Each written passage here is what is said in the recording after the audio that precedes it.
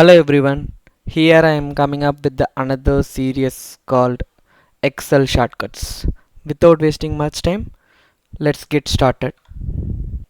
The first command which we are seeing here is you have to press Alt W V G. So if you do that, what will happen means the grid lines in the Excel will be removed.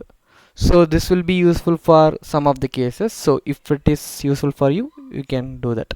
So the second one will be like, so you have to click any one of the cells and you have to press Ctrl A.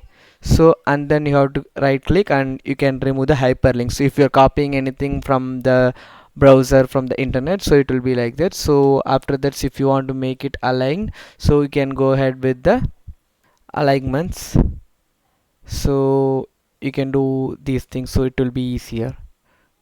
And another one is like, so instead of doing that, you can click on the cells and you can remove the hyperlinks in this way as well. So after that, so you can click on the borders, so you can click A, so it will be like all borders, so it will be bordering for all the things. And the same way we can do this one as well. So after doing that, so you can click on Control minus. This will remove the columns from the Excel. You have to remember it won't work on the Excel sheets like so Google Sheets. So it will be only applicable in the MS Office Excels only. So after that, so if you want to find the duplicate values, go to Home Conditional Formatting. I can click on the duplicate values, so it will show you what are the duplicate values which is available here. So case sensitive.